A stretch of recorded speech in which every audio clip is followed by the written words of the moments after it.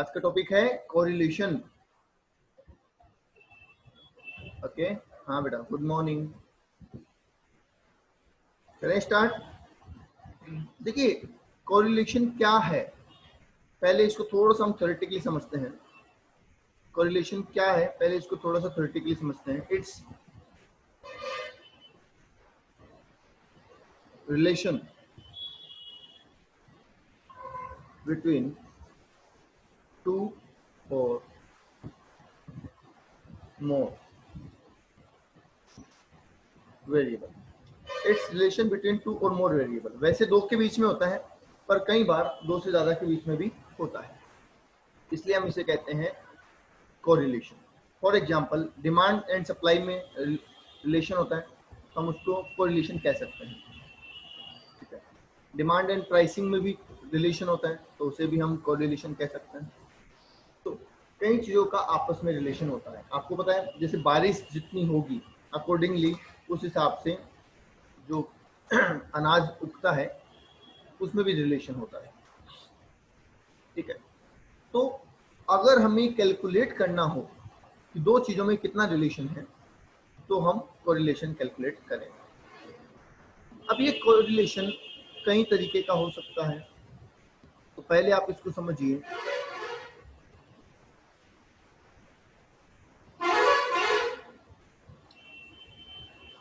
कितने तरीके से कोरिलेशन हो सकता है, व्हाट टाइप्स ऑफ कोरिलेशन की बात कर रहे हैं हम।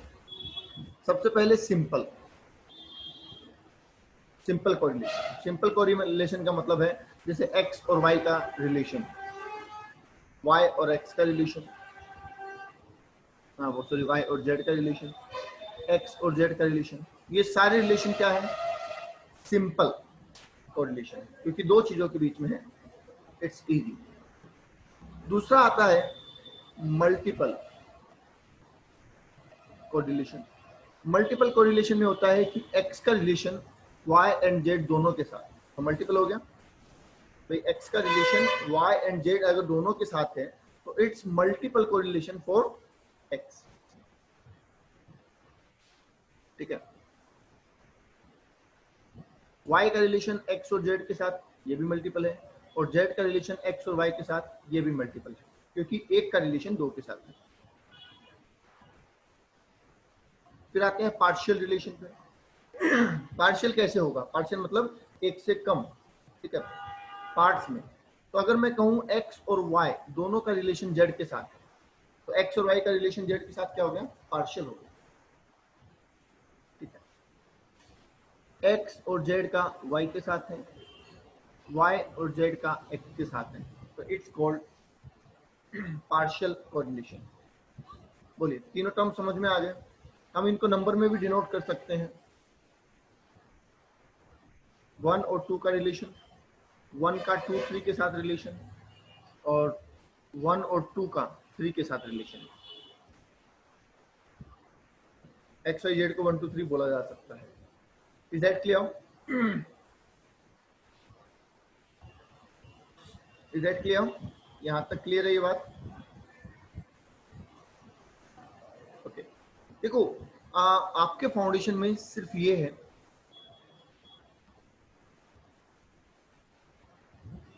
आपके फाउंडेशन में सिर्फ सिंपल कोरिलेशन है। आप बीकॉम करेंगे तो बीकॉम में भी आपके सिंपल आएगा, और अगर आप एमकॉम करेंगे तो ये दोनों आपको पढ़ने को मिलेंगे, मल्टीपल एंड पार्शियल। फिलहाल हमें सिंपल की बात करनी है, क्योंकि हमारी सिलेबस में सिंपल ही है। आगे चलते हैं। आगे जो रिलेशन है उसको दो कैटेगरी में डिफाइन किया गया है, which is positive correlation and negative correlation. देखिए, पॉजिटिव कोरिलेशन हम कब कहेंगे, जब दोनों वेरिएबल सेम डायरेक्शन में मूव होंगे, तो हम कहेंगे कि दोनों के बीच में पॉजिटिव कोरिलेशन है। अब आप कहेंगे सर सेम डायरेक्शन कैसे, तो वो भी सुन लीजिए। मान लीजिए ए वेरिएबल बढ़ता है और बी वेरिएबल भी बढ़ता है, तो दोनों बढ़ रहे हैं, इसलिए दोनों के अंदर क्या है, पॉजिटिव कोरिलेशन। बोलिए, क्या दोनों का सेम डायरेक्शन है? तो इसलिए दोनों के बीच में क्या है, पॉजिटिव। मान लीजिए ए रिड्यूस हो रहा है और अगर बी भी रिड्यूस हो रहा है, तो इन दोनों के बीच में क्या है, फर्स्ट में तो पॉजिटिव है, सेकंड में क्या है,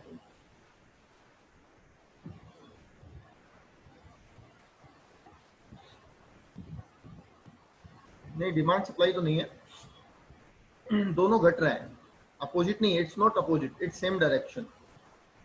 चाहे दोनों बढ़े और चाहे दोनों घटें, दोनों को ही पॉजिटिव बोला जाएगा। Is that clear?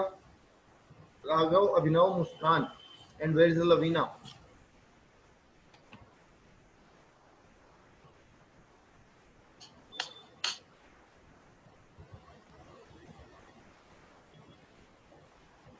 Is that clear? Lavina कहाँ है? लवीना से कांटेक्ट कर लो एक बार।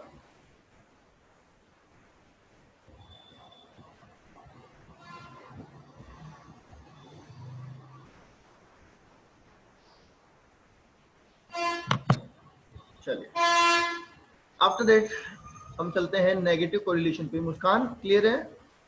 जवाब देते रहे बेटा।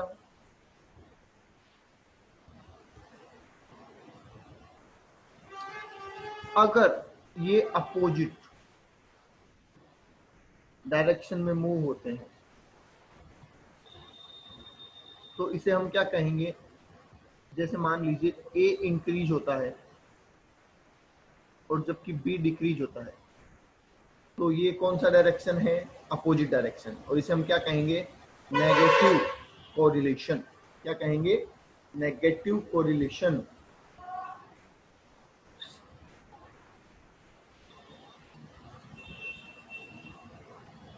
ठीक है, आप स्क्रीनशॉट लेना चाहो इतने का ले लो, फिर मैं आगे चलता हूँ। Take a screenshot.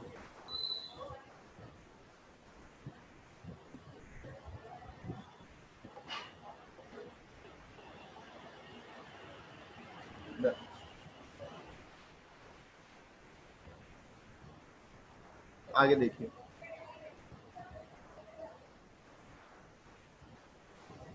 नेक्स्ट जो कोरिलेशन का टाइप हम पढ़ रहे हैं वो है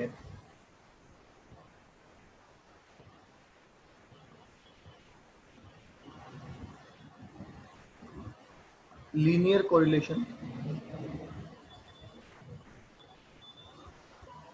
और नॉन लीनियर कोरिलेशन।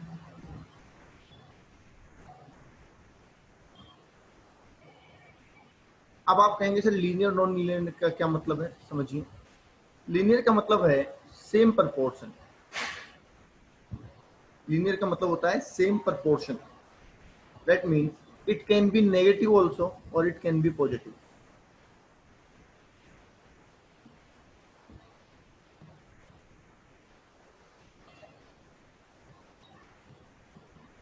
कैसे, मुझे बताइए कि अगर ए वेरिएबल 10% इंक्रीज हो रहा है और बी वेरिएबल भी 10% इंक्रीज हो रहा है, तो क्या ये लीनियर है?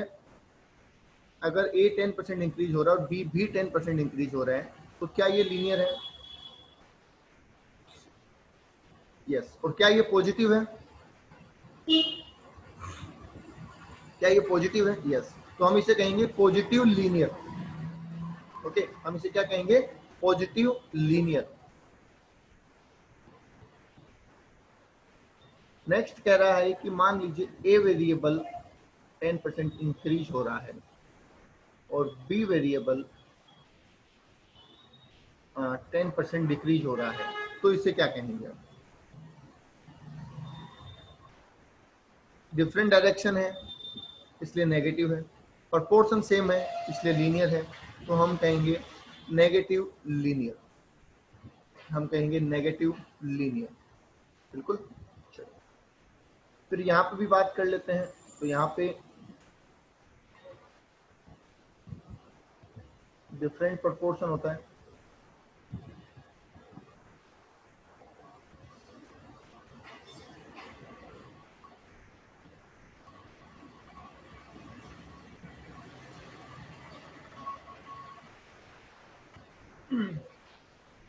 और इसमें भी सेम चीज रहेगी, पॉजिटिव एंड नेगेटिव। कैसे? अगर ए वेरिएबल इंक्रीज होता है 10% और बी वेरिएबल भी इंक्रीज होता है पर 8%, तो क्या सेम डायरेक्शन है? बोलिए, सेम डायरेक्शन है?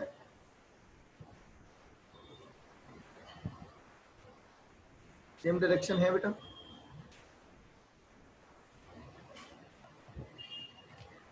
यस। क्या प्रपोर्शन सेम है? क्या प्रपोर्शन सेम है? नहीं, इसलिए हम कहेंगे पॉजिटिव नॉन लीनियर। पॉजिटिव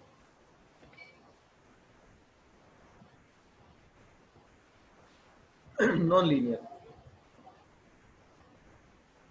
और अगर ये कहा जाए कि ए इंक्रीज हो रहा है 10% और बी डिक्रीज हो रहा है 6%, तो प्रपोर्शन भी सेम नहीं है और डायरेक्शन भी सेम नहीं है, तो हम इसे कहेंगे नेगेटिव क्योंकि डायरेक्शन चेंज है। नॉन लीनियर क्योंकि प्रपोर्शन चेंज है, तो नेगेटिव नॉन लीनियर कहेंगे। नेगेटिव नॉन लीनियर हम इसे कहेंगे।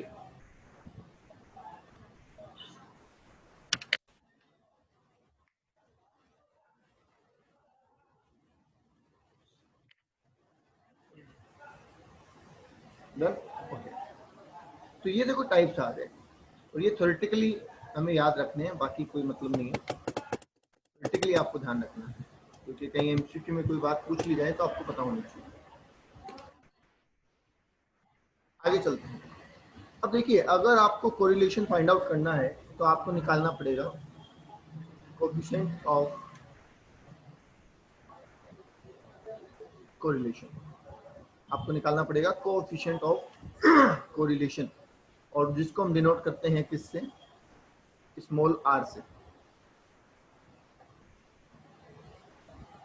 कोएफिशिएंट ऑफ कोरिलेशन को हम स्मॉल आर से डिनोट करते हैं।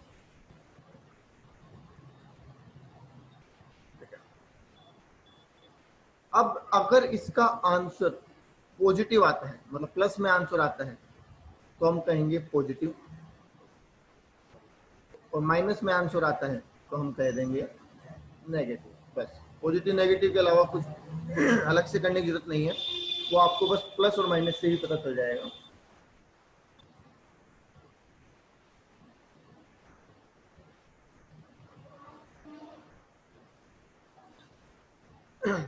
अब यहाँ पे कोरिलेशन को निकालने के दो तरीके के मेथड है हमारे पास,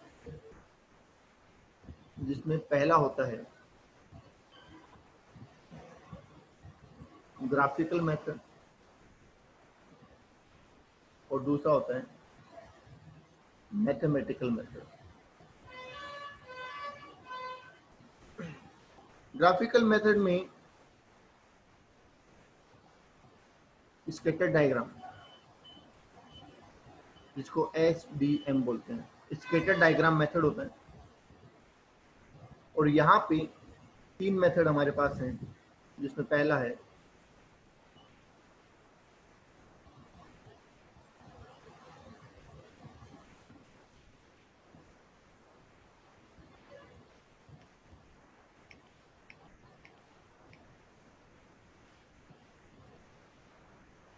कार्स पियर्सन।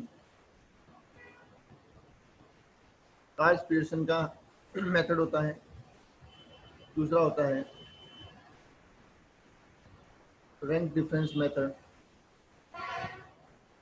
और तीसरा होता है कॉन्करेंट डेविएशन मेथड। एक मेथड और है, वो भी मैं लिखवा देता हूँ, product of moment method. Product of moment method. तो ये चार मेथड हमारे पास है। ग्राफिकल हमें नहीं पढ़ना है, हमें कौन सा पढ़ना है? मैथमेटिकल मेथड पढ़ना है।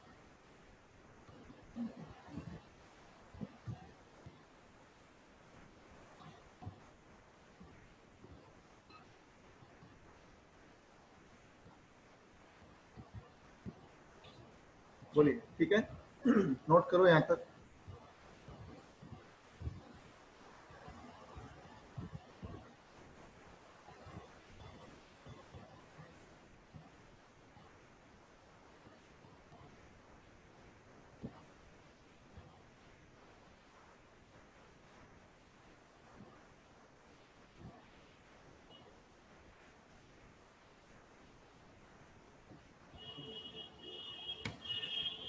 ओके,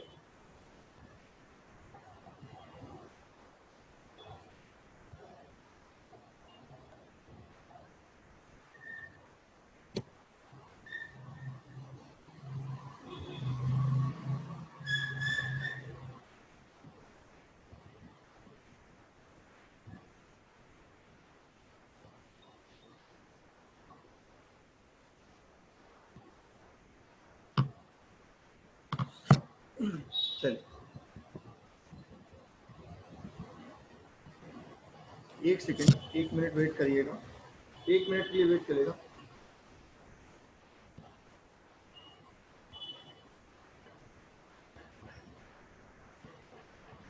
ओके, हाँ जी, कल पहले का पढ़ाया था। कल वो क्लास आपकी नहीं थी, वो दूसरी क्लास थी, वो दूसरे बैच की क्लास थी। टाइमिंग थोड़ा चेंज किया गया था। ओके, तो हम चल रहे हैं, हम कार्ल पियर्सन मेथड पे। तो देखिए, कार्ल पियर्सन के भी 2 मेथड बताए गए हैं। पहला मेथड है जिसको हम बोलते हैं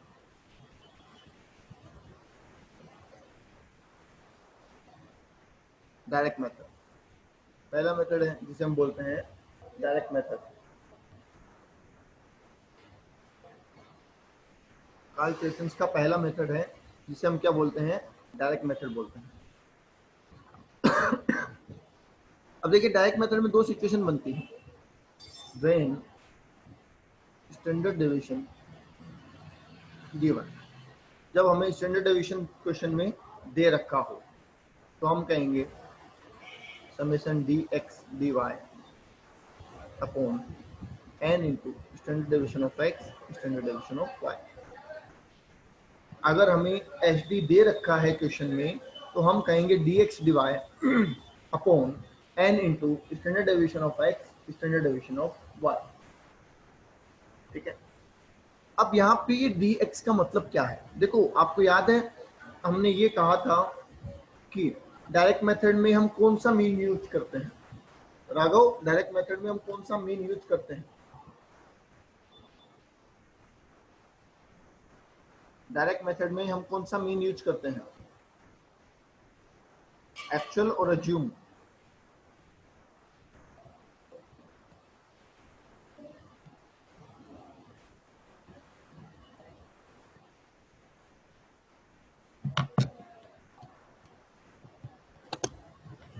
यस, एक्चुअल। तो हम यहाँ पे करेंगे x minus x bar, it will be D x, मतलब डेविएशन ऑफ x, और y माइनस वाई बार, तो it will be deviation of y। और जब इन दोनों का मल्टीप्लीकेशन होगा that become dx dy। Is that clear? Is that clear? हमारे पास 2 series होगी x और y जिसमें हमें कोरिलेशन निकालना है। तो x में से x बार कम कर देंगे तो डेविएशन ऑफ x आ जाएगा, और y में से y बार कम कर देंगे तो डेविएशन ऑफ y आ जाएगा। दोनों को मल्टीप्लाई कर देंगे तो deviation of x and y आ जाएगा। ये तब की सिचुएशन है जब हमें एच डी दे रखा हो। अगर एच डी नहीं दे रखा होगा,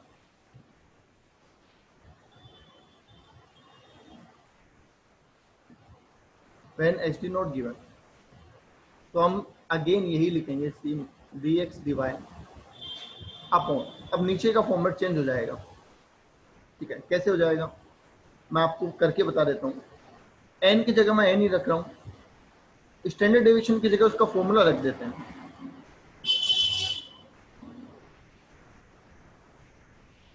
ठीक है, और इसकी जगह भी फॉर्मूला रख देते हैं।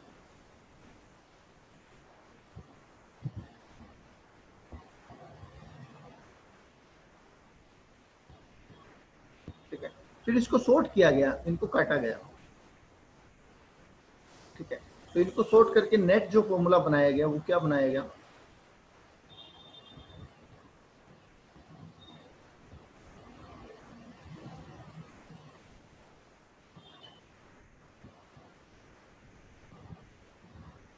ये लो।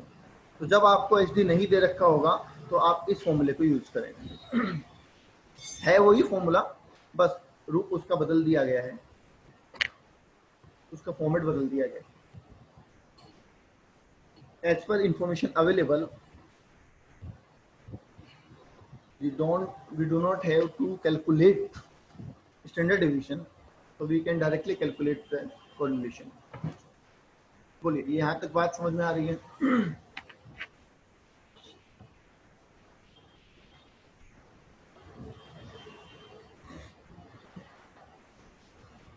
तो डायरेक्ट मेथड में आर निकालने का फॉर्मूला आपके सामने है। डायरेक्ट मेथड में जब एच डी दे रखा हो और चाहे ना दे रखा हो, दोनों ही केस में कोरिलेशन निकालने का तरीका आपके सामने है। आप नोट करें इसको, मैं इतनी देर क्वेश्चन बैंक ले लेता हूँ अपना।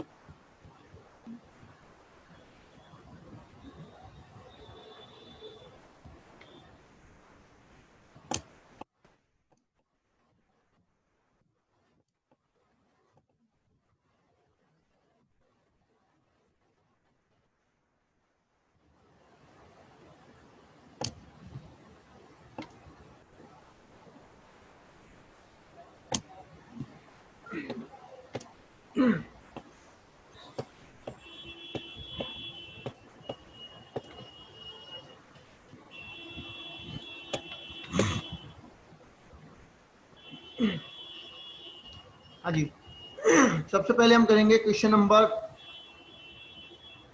7।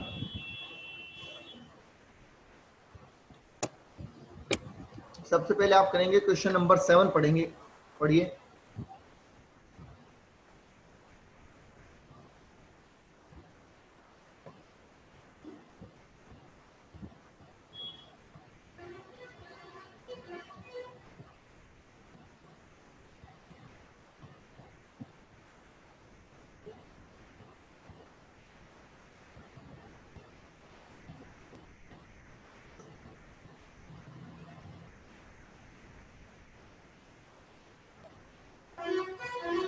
दिख रहा है क्वेश्चन नंबर 7?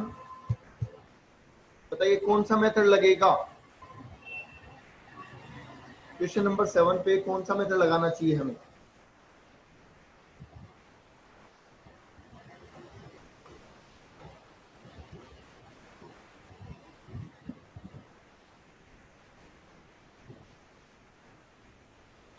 क्वेश्चन नंबर 7 पे कौन सा मेथड लगाना चाहिए?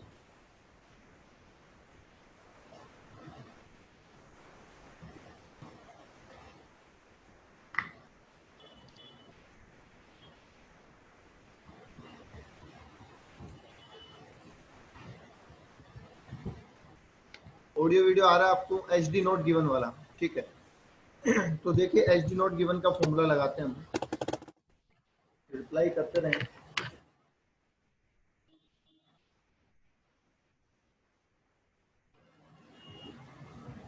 तो question number 7, H D not given में हमें दे रखा है अर्थमेटिक मीन, बिल्कुल दे रखा है। Sum of square of deviation from mean मतलब कि हमें मीन दे रखा है, डी स्क्वायर दे रखा है, एक्स का और वाई का दोनों का। आगे लिखा है summation of product of deviation of X and Y series from their respective mean. Product of deviation मतलब डी एक्स डी वाई दे रखा है, ये आपको दे रखा है। सेम वाई के लिए दे रखा है, तो देखिए कितना कितना है, ये 15 है, ये 144 है, और ये 20 है, ये 28 है, और ये 225 है। एच डी हमें नहीं दे रखा, वैसे हम निकाल तो सकते हैं पर हमें जरूरत नहीं है। हम सीधा क्या कर देंगे, D X D Y upon summation D X square into summation D Y square और होल रूट। तो हम यहाँ पे लिखेंगे 20 अपॉन 144 इंटू 225 का अंडर रूट। बोलो कितना आ रहा है?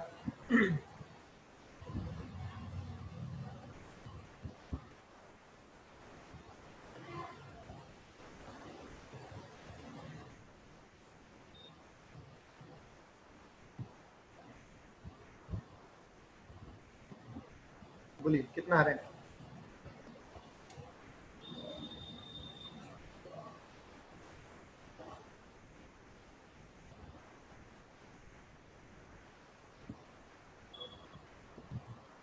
Point 11।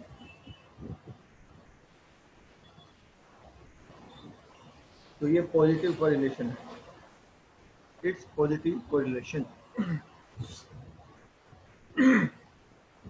Okay,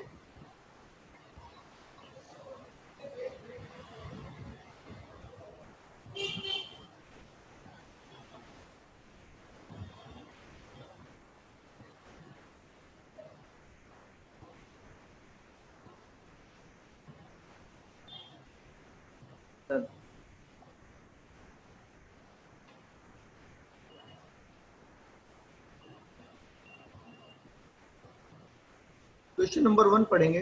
question number 1,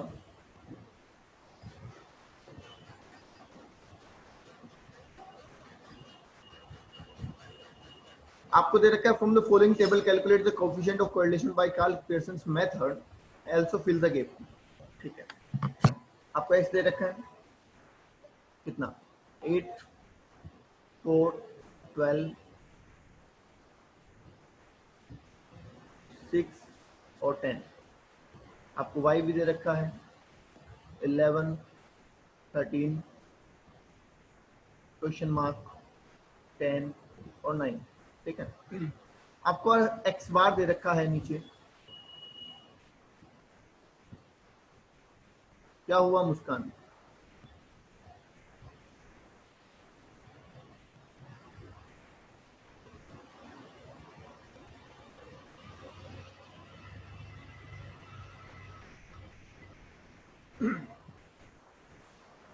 Y बार दे रखा है, तो वाई बार से आप निकालेंगे टोटल वाई, वाई का total, Y bar equals to summation Y upon N. Y bar is 10, summation Y पता नहीं, एन हमें पता है 5 है, तो समेशन वाई इक्वल्स टू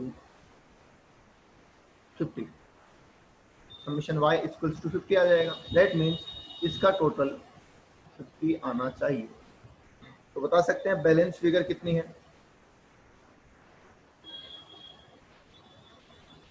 हमने वाई बार से वाई का टोटल निकाल लिया, तो वाई बार के वाई के टोटल से आप बता दीजिए कि जो फिगर मिसिंग है वो क्या है। 7, इट्स 7। ठीक है, ये हटा दिया मैंने, इट्स 7। अब आपको जब मीन दे रखा है तो आप कौन सा मेथड लगाएंगे? Direct method. तो आप क्या करेंगे, x माइनस एक्स बार और y माइनस वाई बार। तो चलिए करते हैं। 8 minus 8 0, 4 minus 8 minus 4, plus 4 minus 2 और प्लस 2। सही है, यहाँ पे भी आप ऐसा कर देंगे 1 3 -3 0 और -1। बताइए यहाँ तक कोई डाउट है? हमने x माइनस एक्स बार किया, y माइनस वाई बार किया।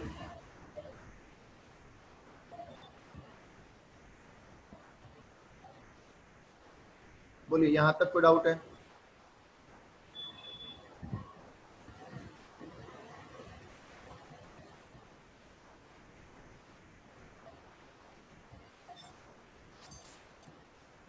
ठीक है, अब dx स्क्वायर कर दो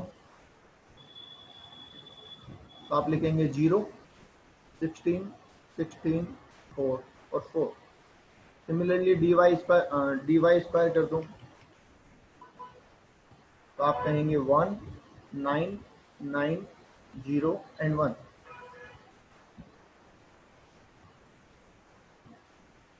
और लास्ट में dx dy कर दो, दोनों को मल्टीप्लाई कर दो। किसको? इसको एंड इसको, इन दोनों को। तो आप कहेंगे 0 -12 -12 0 एंड -2। टोटल कर दो, हो गया काम। लास्ट वाले तीनों फिगर का टोटल कर दो, आपको जो जो चाहिए सब आ जाएगा।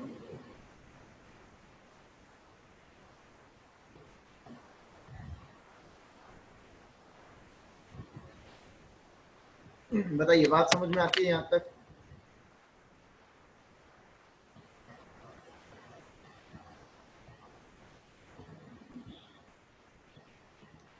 तो कौन सा फॉर्मूला पुट करें, कौन सा फॉर्मूला लगाएं यहाँ पे?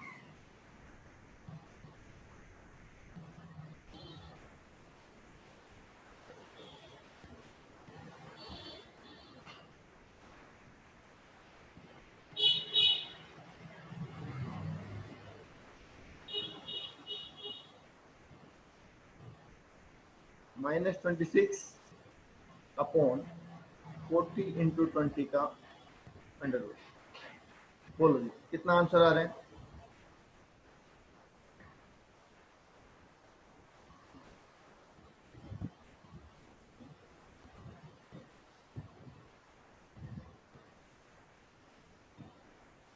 कितना आंसर आ रहा है? -0.92।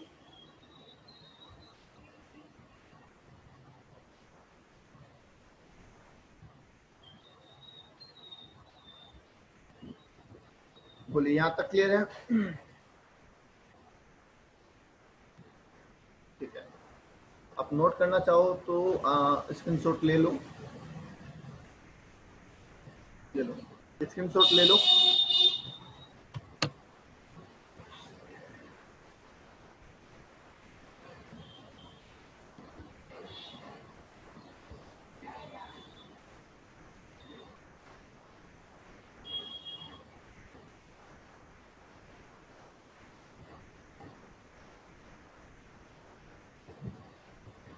तो ओके, एक बात ध्यान रखना हमेशा, मोस्ट इंपॉर्टेंट, मतलब कोरिलेशन के चैप्टर में और कुछ भी भूल जाए, ये नहीं भूलना कभी भी कि आर की जो वैल्यू होगी वो हमेशा +1 से लेके -1 के बीच में होगी। आर की वैल्यू हमेशा +1 से लेके -1 के बीच में होगी, कभी भी इससे कम या ज्यादा नहीं हो सकता। अगर आपका आंसर आ रहा है मान लीजिए 1.2, तो मान के चलिए आपका आंसर गलत है। आपका आंसर अगर 1.12 ऐसा कुछ भी आ रहा है, चाहे वो प्लस में चाहे माइनस में, मान के चलिए आपका आंसर गलत है, आपने कहीं ना कहीं गलती की है। +1 से -1 के बीच में ही आंसर रहेगा, कभी भी इससे ऊपर नीचे हो ही नहीं सकता।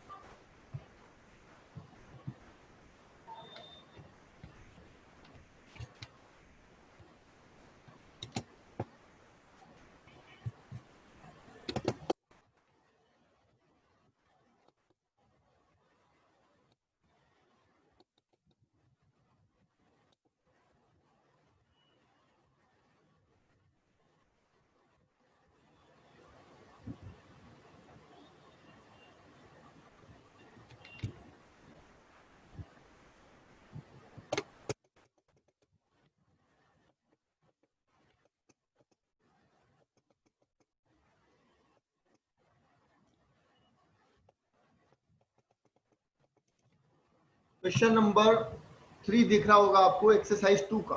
एक्सरसाइज 2 का question number 3। Exercise 2 question number 3 अभी करेंगे आप।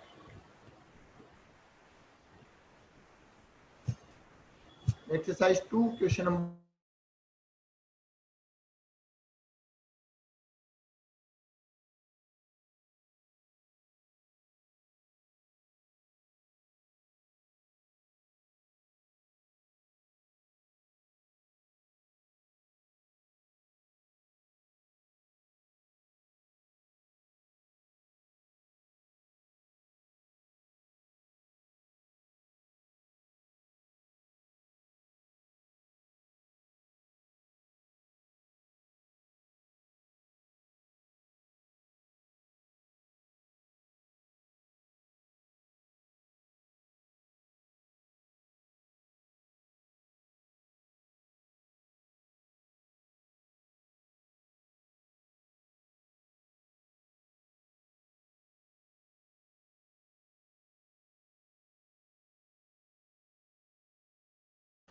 एक्सरसाइज 2 क्वेश्चन नंबर 3, और आप नोट करते रहें कि कौन कौन से क्वेश्चन हमने कर लिए हैं।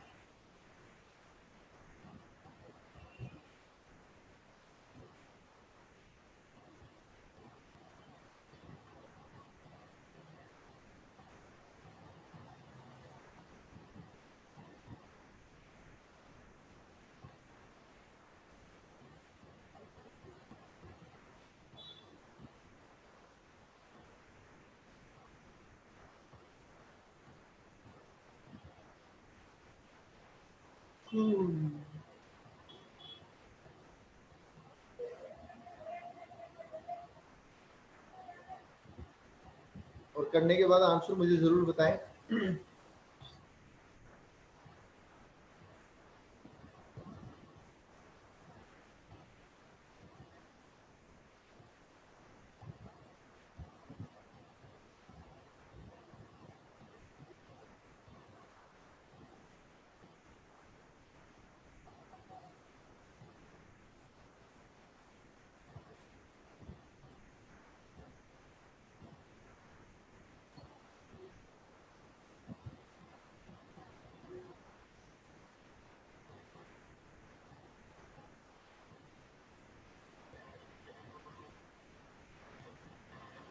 पॉइंट 89 मुस्कान।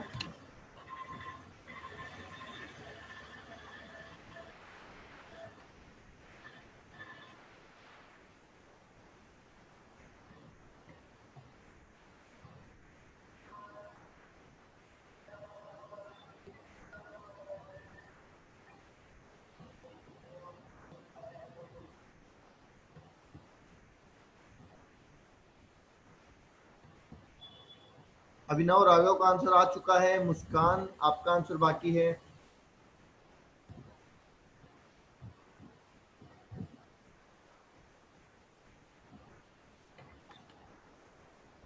चंचल, अगर आपने किया तो आपके आंसर दे दो।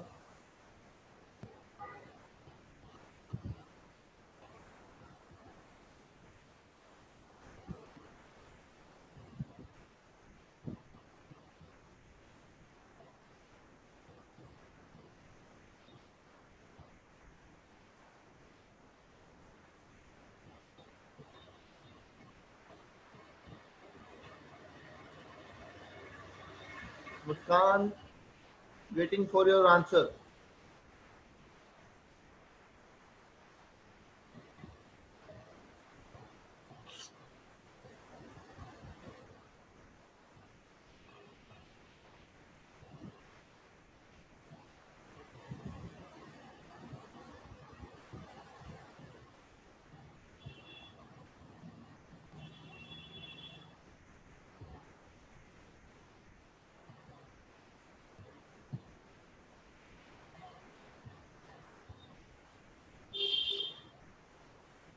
Okay,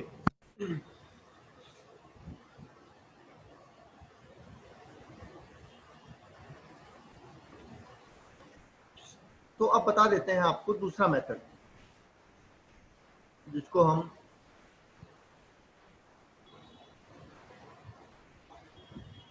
Karl Pearson's shortcut method बोलते हैं। देखो शॉर्टकट मेथड से आपके मन में एक सवाल आ जाना चाहिए, याद है आपको मैंने बताया था स्टार्टिंग में, पहले चैप्टर में बता दिया था कि जब भी हम शॉर्टकट मेथड की बात करेंगे we will talk about assume mean. ठीक है, तो यहाँ पे जो डिफरेंसेस निकलेंगे x माइनस ए होगा dx, y माइनस ए होगा dy, और इन दोनों का मल्टीप्लाई होगा dx dy। एक्चुअल मीन की जगह अज्यूम मीन को हम यूज करेंगे। ठीक है, फॉर्मूला क्या बनेगा वो देखो, समेशन dx dy, बहुत छोटा सा फॉर्मूला है।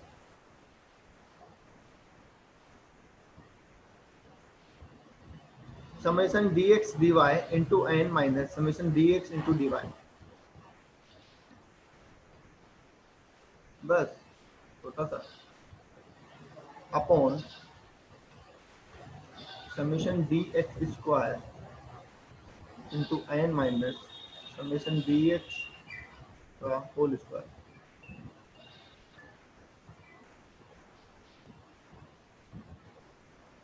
पूरे के under root summation dx square into N minus summation dx का whole square. Similarly summation dy square into N minus summation dy का होल स्क्वायर।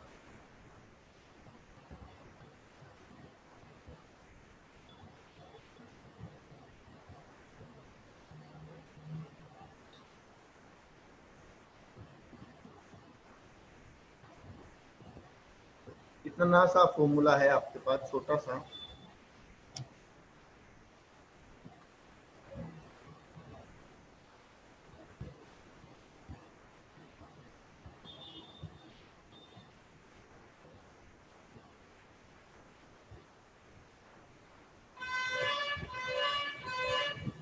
लिख लो।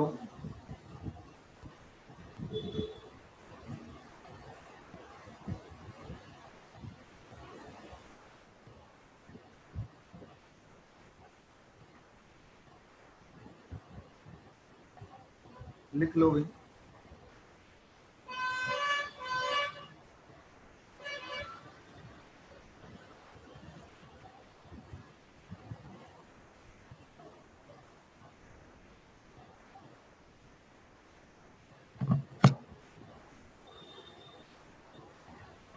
तो देखिए कुछ नया नहीं है यहाँ पे, हम dx पहले भी निकाल चुके हैं जब हमने मीन निकाला था या स्टैंडर्ड डेविएशन निकाला था, ये dy भी तब निकाल चुके हैं, तो कुछ भी नया नहीं है।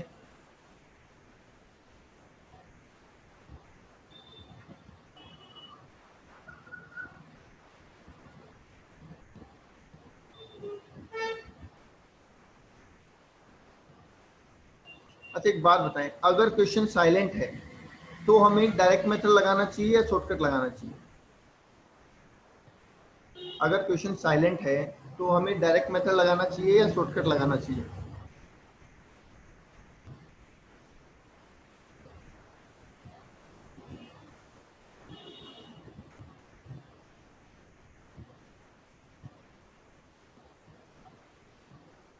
बोलो भाई। अगर हमारा क्वेश्चन साइलेंट है, मेथड का नाम नहीं बोला है, तो हमें डायरेक्ट मेथड यूज करना चाहिए या शॉर्टकट मेथड यूज करना चाहिए? तो देखिए इसका भी सेम जवाब है मेरे पास। मैंने आपको पहले भी कहा था एक दिन कि आप मीन देखेंगे, अगर मीन कंप्लीट डिजिट है, सपोज 50 है, तो आप डायरेक्ट मेथड यूज करेंगे। बट अगर मीन पॉइंट्स में है तो आप शॉर्टकट मेथड यूज करेंगे। आप ओरली मीन निकाल के देख लेंगे कैलकुलेटर पे, अगर मीन डायरेक्ट मेथड में है, सॉरी कंप्लीट डिजिट में है, तो आप डायरेक्ट मेथड यूज कर लेंगे, और अगर मीन पॉइंट्स में है तो आपको शॉर्टकट मेथड यूज करना चाहिए।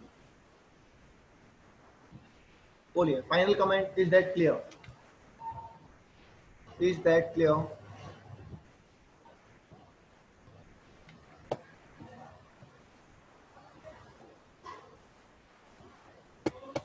एक क्वेश्चन, दो क्वेश्चन होमवर्क लिख लो, खाली सिर्फ दो ही क्वेश्चन होमवर्क लिख लो, 13 एंड 14। दो क्वेश्चन होमवर्क लिख लो, आपको देखना है कौन सा मेथड लगाना है, आपको अपना दिमाग यूज करना है। 13 and 14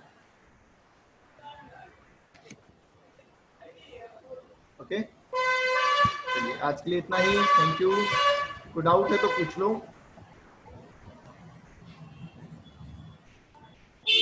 any doubt? Any doubt? Thank you.